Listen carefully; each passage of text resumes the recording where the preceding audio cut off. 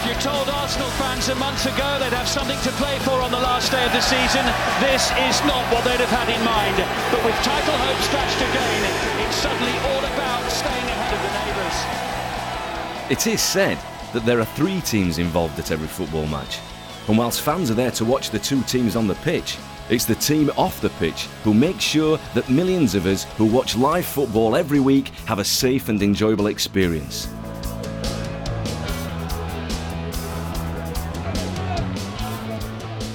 And Carlos Tevez, with 28 goals to his name so far this season, puts the ball on the spot. Tevez!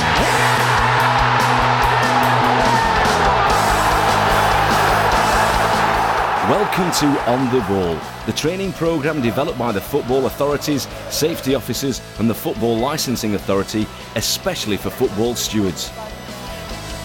You are about to join an internationally respected and highly professional team. During your training, you will learn skills and develop attitudes that make our stadiums pleasant places for fans to visit and can even save lives.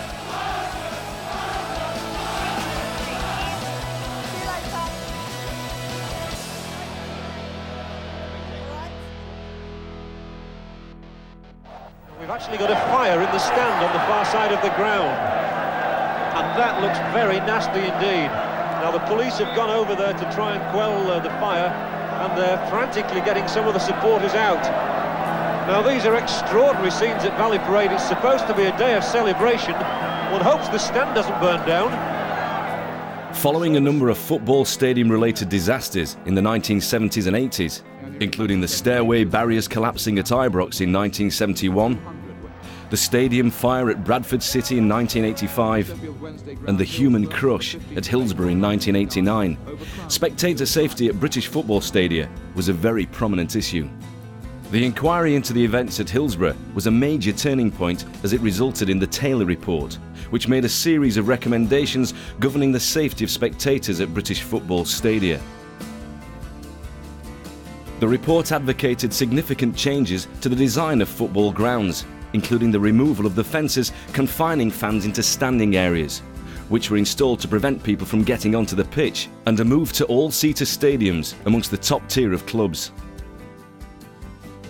Vitally, the report also led to the responsibility for maintaining spectator safety passing from the police to the football clubs themselves. This change had a massive impact on the role of the steward. You could say in the 60s, 70s and 80s, stewards were supporters and tabards. The games and the grounds were managed by the police. Stewarding was really sort of an usher type role. There'd be a few there showing people into some sort of stand areas or some perhaps a little bit of VIP seating. You certainly didn't have the high visibility of stewards that you have today. Hillsborough was a catalyst for change. The police service took one step back and asked themselves, what is our role in football? And so the grounds were, it was a concept of high-profile policing, low-profile stewarding. The emphasis after Hillsborough was high-profile stewarding, low-profile policing.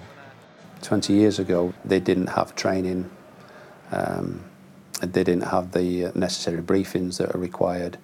They didn't have the understanding of what the role of a steward should be, but that's not a criticism of them, because that was then, this is now. Of course, today, stewards are properly trained, they have to go through national qualifications, they're subject to all sorts of conditions of employment to ensure that they deliver a safe and secure environment.